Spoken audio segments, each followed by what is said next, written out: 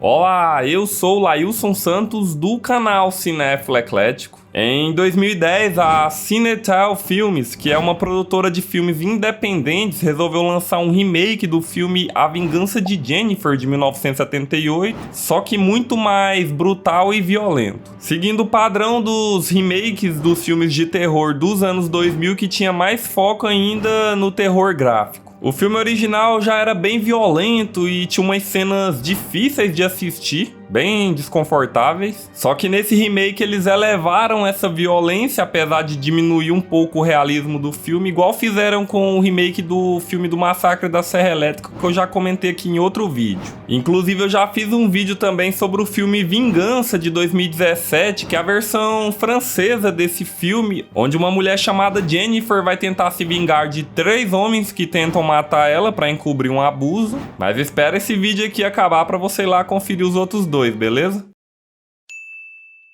O filme começa com uma mulher dirigindo em uma estrada calma, indo para algum lugar que a gente ainda não sabe onde é, mas que parece ser um lugar isolado. Até que ela para abastecer em um posto de gasolina e lá ela encontra 3 caras estranhos que ficam olhando para ela de cima a baixo o tempo inteiro. Então a gente descobre que o nome da moça é Jennifer e que ela é uma escritora de livros de romance que tá procurando um lugar tranquilo para escrever o novo livro dela, que no filme é um chalé que ela alugou no meio da floresta. Só que um dos caras do posto, chamado Johnny, dá em cima dela, mas ele acaba passando vergonha, que faz com que os amigos dele tirem um sarro do cara e ele acaba ficando muito irritado. Deixa que eu pego. Não, deixa comigo. Não, tudo bem.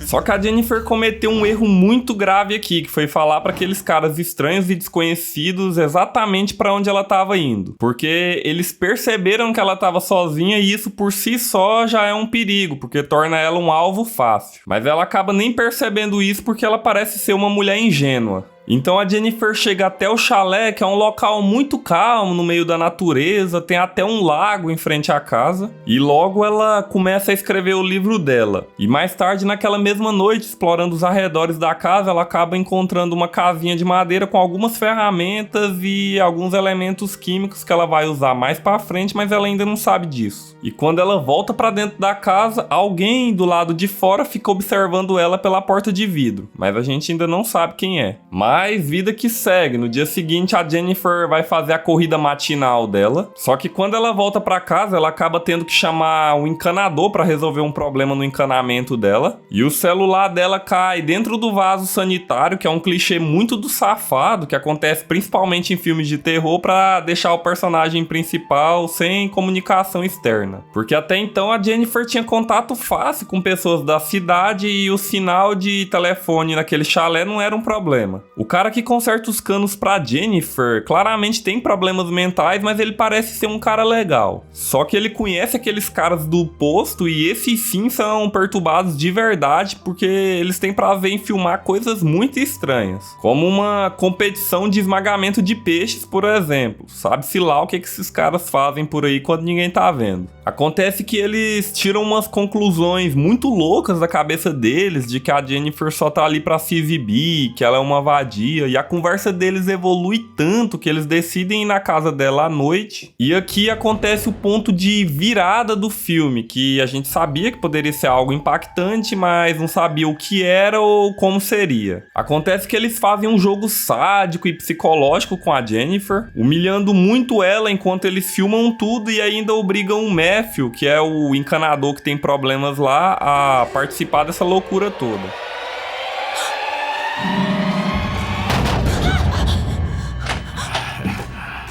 E essa Bela parte do foto, filme né? é bem difícil de assistir, porque a covardia aqui é muito grande. E ela instiga a gente a desejar o pior fim possível para cada um daqueles caras. E essas cenas foram muito bem dirigidas para que o sentimento de vingança tomasse conta da gente e a doce vingança da Jennifer se tornasse extremamente gratificante mais pra frente.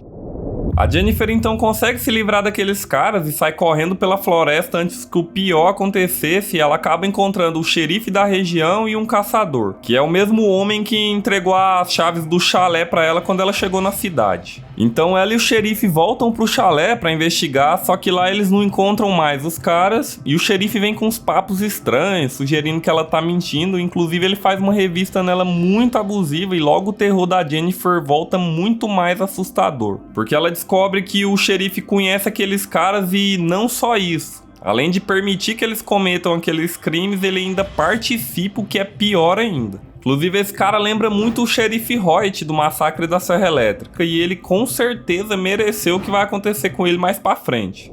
Então eles acabam obrigando o Matthew a Jennifer numa cena que dá vontade de entrar dentro do filme e acabar com aqueles caras um por um. E o pior é que durante esse ato grotesco de crueldade, o xerife que tá participando de tudo acaba recebendo uma ligação da filha pequena dele, pedindo pra ele preparar o café da manhã, e ele diz que não pode porque tá trabalhando.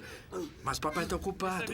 Diga pra mamãe que eu Provando que até os monstros têm família. Esse cara é o pior de todos eles, porque além de ter poder e influência sobre a cidade, ele ainda se passa de bom moço ali. E depois de humilhar muito a Jennifer e fazer o que eles quiseram com ela, ela sai caminhando pela floresta totalmente desolada. Mas os diretores desse filme não dão trégua pra gente. Os caras vão atrás dela e as humilhações e os abusos continuam. Só que agora no meio do mato, muito parecido com o filme original. E depois de fazer tudo que eles quiseram com a Jennifer, eles deixam ela sair andando e vão seguindo ela até que ela pula no rio e desaparece. E o xerife fica muito louco com isso, já que se o corpo dela foi encontrado, vão haver investigações e vão chegar até eles. E ele manda todo mundo excluir qualquer tipo de prova que possa haver, que possa incriminar eles, e todos os dias eles vão checar o rio até encontrar o corpo da Jennifer. E o cara ainda tem coragem de ir pra casa dele na maior cara de pau e ainda abraçar a filha dele como se nada tivesse acontecido. E todos eles ficam procurando pela Jennifer, que desapareceu completamente, até que a câmera do Stanley contendo todas as gravações sumiu, e isso deixa todo mundo louco, e a Jennifer sutilmente começa a colocar pilha na mente dos caras, assustando eles à noite num jogo de gato e rato, só que agora ela tá no controle.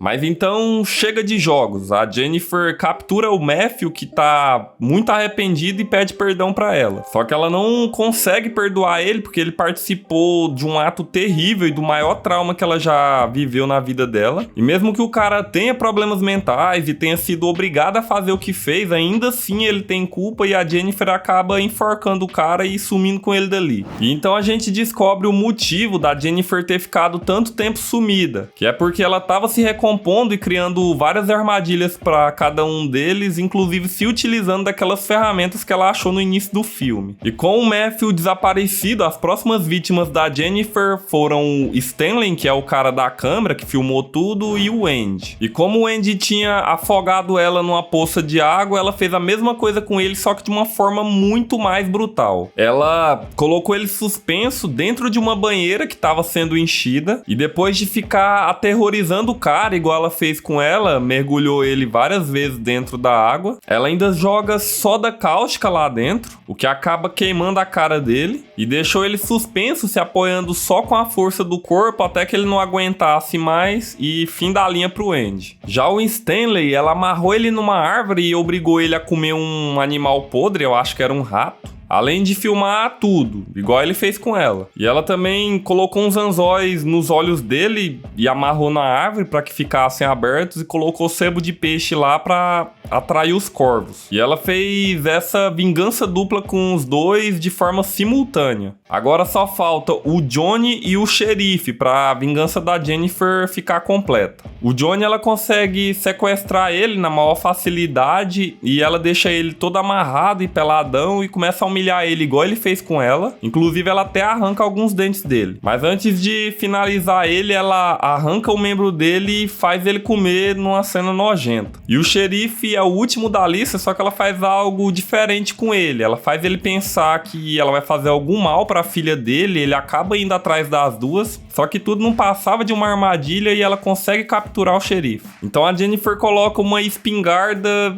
enfiada no orifício do xerife, com uma ponta da corda amarrada no gatilho da espingarda e a outra no braço do Matthew, que tá de frente pro xerife, mais desacordado. E quando ele acorda, ele acaba se desesperando e acionando o gatilho da arma, que faz com que os dois morram ao mesmo tempo, e fim de filme com um sorriso de dever cumprido da Jennifer.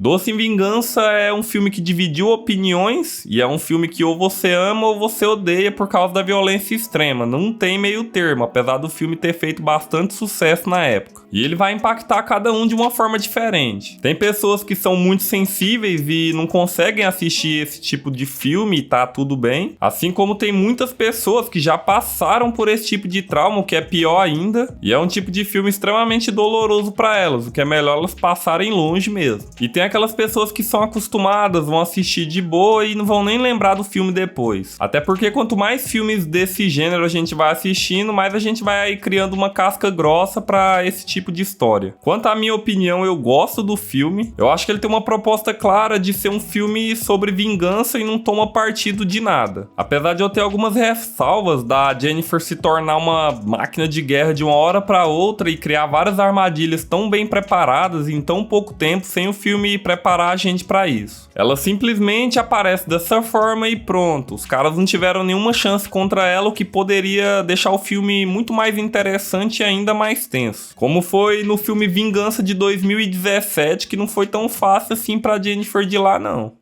O filme apresenta um acontecimento terrível, que é o abuso sofrido pela Jennifer, e a vingança dela vem para fechar de forma gratificante aquela história, já que o filme instiga a gente a desejar isso, apesar de todos aqueles personagens sair perdendo muito. Principalmente a Jennifer, porque o trauma que ela viveu, ela vai carregar pro resto da vida dela. E não esquece de conferir meu vídeo sobre o filme Vingança, porque lá a ação e o terror foram muito bem combinados e andam juntos, o que tornou o embate da Jennifer com os três caras muito mais frenético. Um grande abraço e eu te vejo lá.